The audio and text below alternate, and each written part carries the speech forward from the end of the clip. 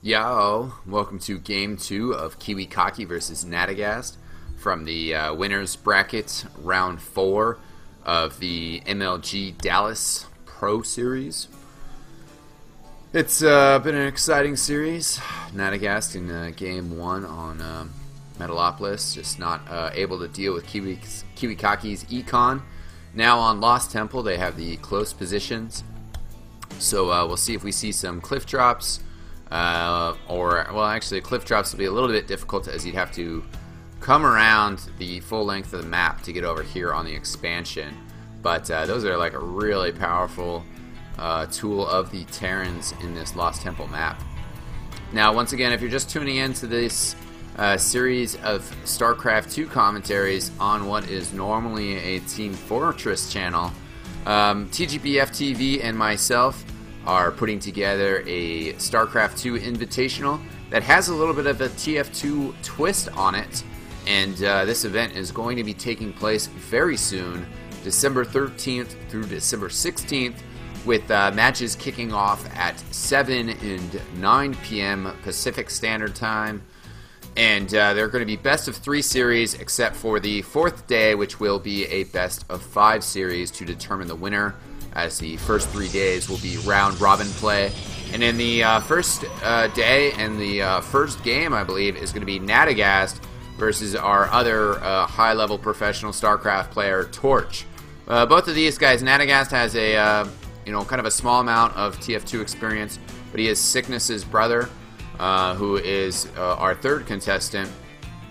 And Torch, on the other hand, actually participated in CEVO and some other leagues as the H2O clan, which was associated with PMS, who Torch has a relationship with PMS Seltzer, who was on the Ultimate Gamer for WCG, great little reality show, and she got pretty far in it. So Torch is a good guy and lives in Korea right now, working on becoming an even better StarCraft 2 player.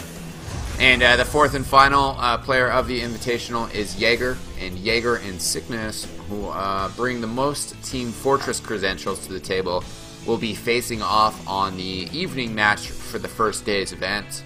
So that will be at 9 o'clock Pacific time. Now, also, this video, kind of signifies the beginning of our launch of the eXtvESports channel. Throw that a subscription if you love my commentary, if you're a fan of eXtine, of his silky smooth voice. Yeah. But eXtvESports will just have silly XTV videos. We'll have different esports highlighted there. Other games that the editors play. I don't know, silly stuff like GameCube, Mario Kart Double Dash. I'd love to show off some of my tricks on that. More Super Nintendo old school shoutouts. Obviously, more PC esports, FPSs. We might see some natural selection on there. I know people are interested in that, and that's also a very unique team-based FPS game.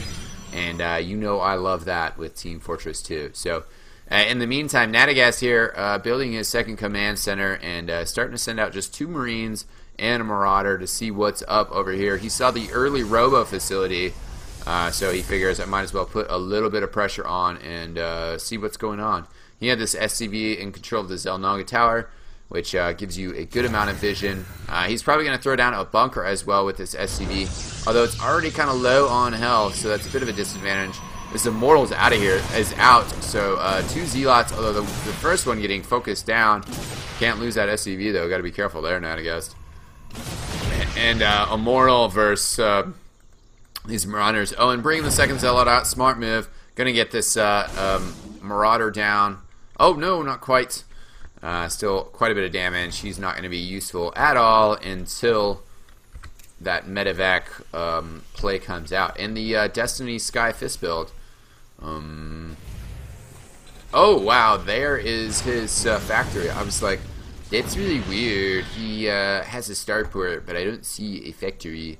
So he floated over here for a little Hellion harass. And this is a great strategy when you're not really planning on building siege tanks at first or at all. Obviously here, which Kiwikaki has not scouted.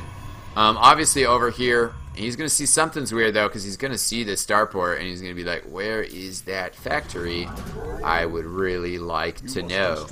But if you just want that starport and you don't want the factory for, you know, anything at the beginning of the game, it's a great strategy. Some players use the factory to just scout, and obviously he's planning on doing a little harass here. I'm still on Kiwikaki's vision, as I want to see exactly when he spots that Hellion harass. And now they're coming in, so now he's going to figure out, oh shit, they're over there.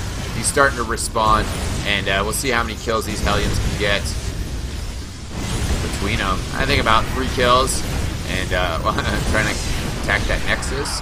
But man, these building placements of Kiwikaki are awesome. I love this like half crescent moon building that he's got going on here. And Nadagast trying to harass with this Banshee. Only 1 stalker out as the anti-air, and actually leading all these units over to the Hellion that he's building. So kind of shot himself in the foot there a little bit. He really had no point in building that Hellion if he was just going to leave it to its demise. So now floating this factory off, and for his sake, hopefully it doesn't catch on fire before he gets something useful out of it. Just curious to see if he tries to land it over here, just get it away from these stalkers. The stalker is just continuing to harass it. And the Banshee coming in, but he doesn't have cloak going on. And wow, Phoenix is out on the field. That's just going to eat those Banshees up. And he has another one coming out. So, I mean, even just that one Phoenix is going to really be enough to deal with it. And Kiwikaki's got another observer out there. You know, he's just seeing kind of some of this weird play from Nadagast. Oh, his factory's just going to burn down. That's kind of sad. So, you know, Nadagast has been busting out some interesting play. And with that second observer, Kiwikaki's just going to try to, you know, make sure that he's not missing anything. And Nadagast moving out again with using a Banshee to support. This time, you know, he's got to get his army right up involved in there. There's going to be 2 Phoenixes out, though, so the Banshee's probably not going to do much damage. And Kiwikaki's starting to switch over to Colossi. I don't think he has his Thermal Lance upgrade, which is very crucial. You can see where his Robo Bay is. Oh, Jesus. Right there. No, he does not have his Thermal Lance going. Good.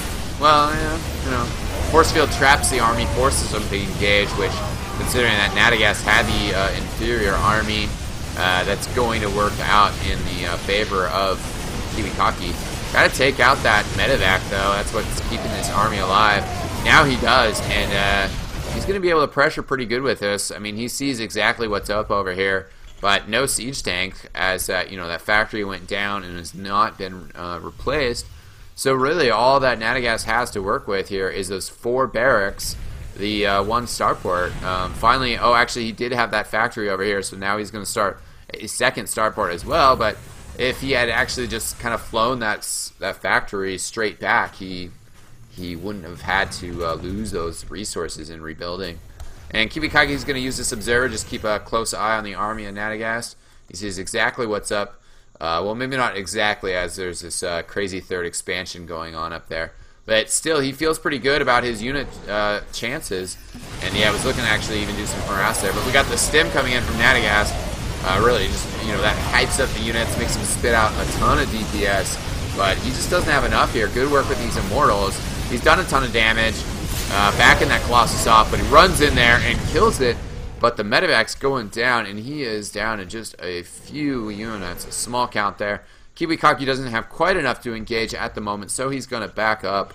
But I mean, he's getting 3 more stalkers. He's getting ground weapons at 1 upgrade. All those upgrades, so very crucial.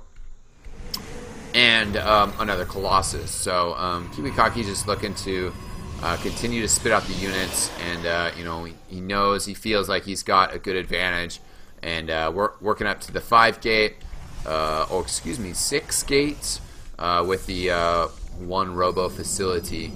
in order to get out those Colossi. And going for the gold expansion, he's got a pylon over here too. Maybe use that for defense just to warp in those units.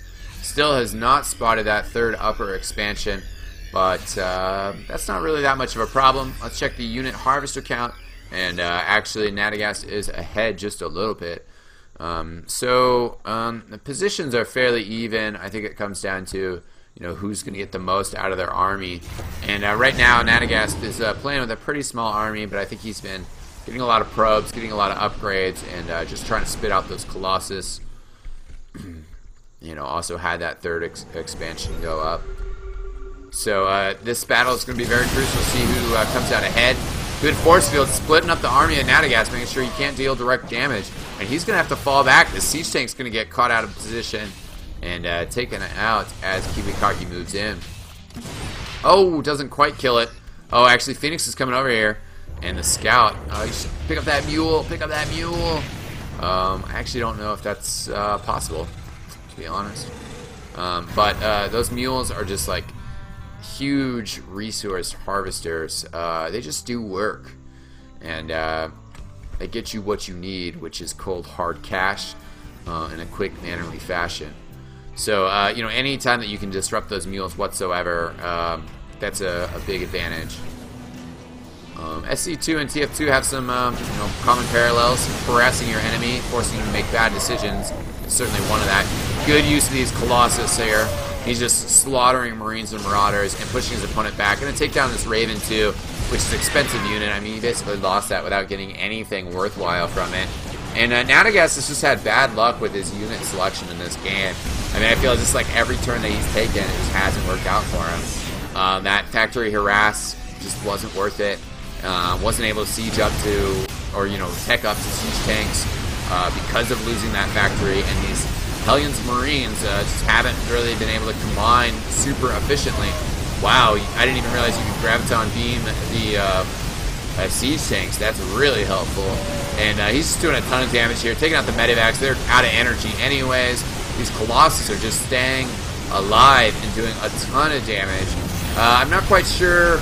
Looks like this could be GG really soon, but Nadagast obviously doesn't have much to work with. The third expansion, but he has no standing army whatsoever. Manages to take out just one more Colossus before everything dies. I mean, Marauders are a great unit versus Protoss, but you got to have a little bit more force than that. He doesn't have a close pylon to warp in units really quickly here, but he's just going to do so much damage here to the production facilities. And Nadagast does call it GG. With this third gold expansion, there's no way he could have won. He says, I knew I shouldn't have gone bio, but GG's all around. And Nadagast dropping to the lower bracket of this tournament, which, I believe he won his first lower bracket match before losing his second one. But still a great performance. I mean, these MLG tournaments, Nadagast, Torch, Syckness, and Jaeger have all made appearances at them and put in really good performances. And, they're just great American players. And we're looking forward to seeing them on the TGBF Invitational StarCraft Showdown Season 0. Make sure that you guys tune in. It's going to be awesome. And make sure you subscribe to eXtv_eSports as well for any future StarCraft content from us. Thanks for watching, guys. Peace out.